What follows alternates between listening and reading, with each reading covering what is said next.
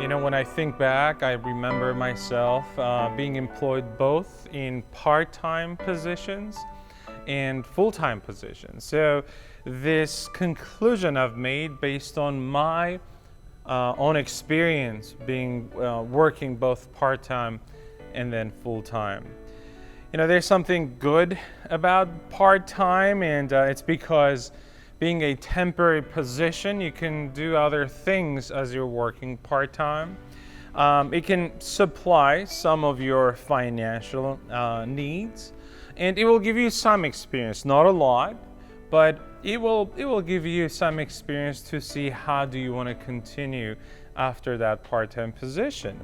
But I've also recognized that there are bad things about part-time position, and one of them is that you don't get to enjoy the full benefits, or it's not a reliable source of income, and you're not really building a career out of it. And at the end, there isn't any deep experience into what you're doing to write it even in your resume. Now, why I'm telling you this is because the more I think about Christianity and faith, the less I find anything part-time to do in this faith, in Christianity. This concept can be directly implied or applied throughout the entire Bible.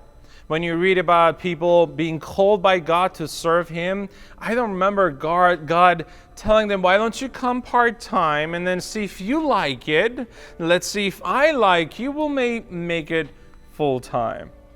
I do not recall reading anything partial, anything part-time about our Christian faith. I could not find any part-time disciples. If you think about it, every time Jesus called any of His disciples, He said, leave everything and follow me.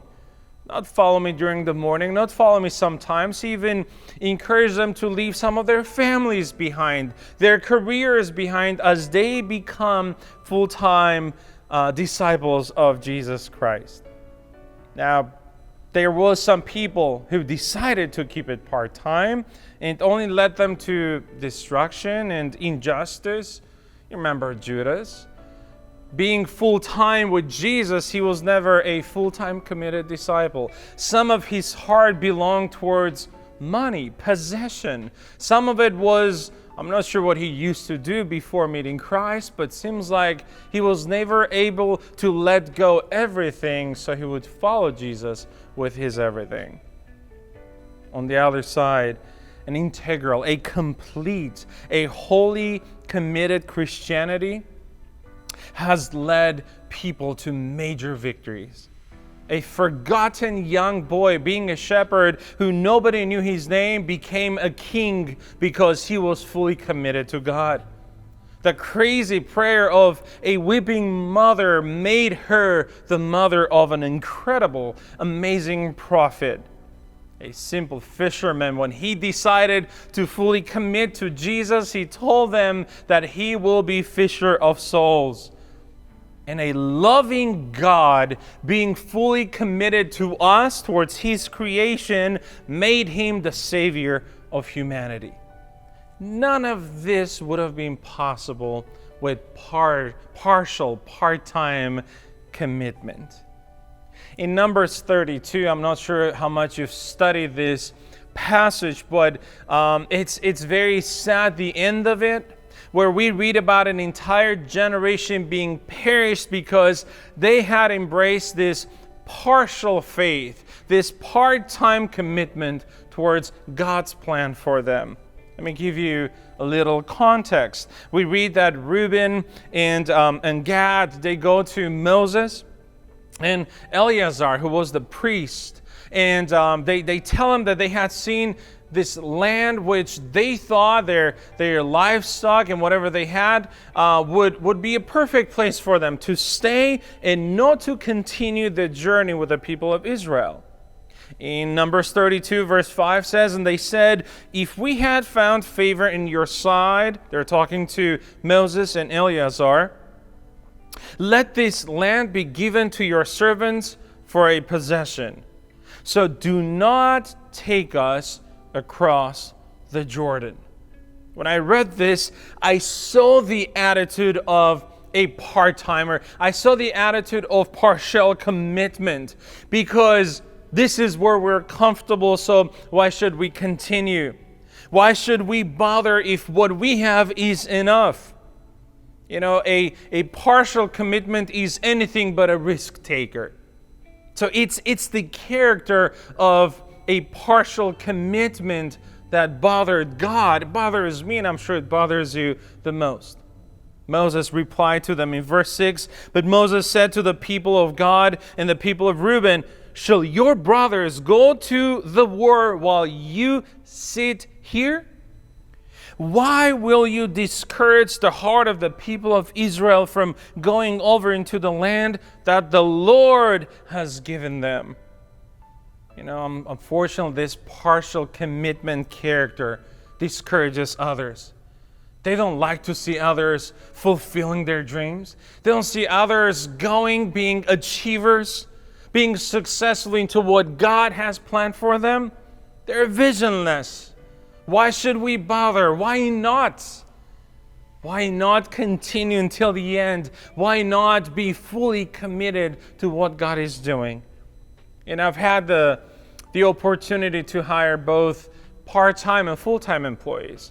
And I remember getting a call from the main office where they encouraged us to, for a while, hire only part-timers to test their attitude, to try their attitude, to see if they would qualify as a full-time employees or not.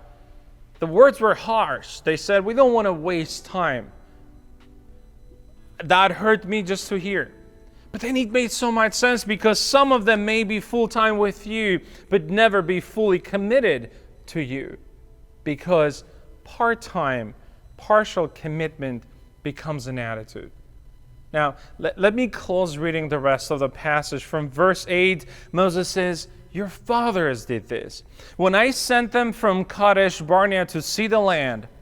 For when they went up to the valley of Eshcol and saw the land, they discouraged the heart of the people of Israel from going into the land that the Lord had given them. And the Lord's anger was kindled on that day, and he swore, saying, 'Surely none of the men who came up from Egypt from 20 years old and upward shall see the land that I swore to give to their fathers, Abraham, Isaac, and Jacob.' Why? Because they have not wholeheartedly followed me. None except Caleb, the son of Jephunneh the Kenizzite, except Joshua, the son of Nun, for they have wholeheartedly followed the Lord." And verse 13 says, "And the Lord's anger was kindled against Israel, and he made them wander in the wilderness 40 years, until the generation that had done evil in the sight of the Lord was gone."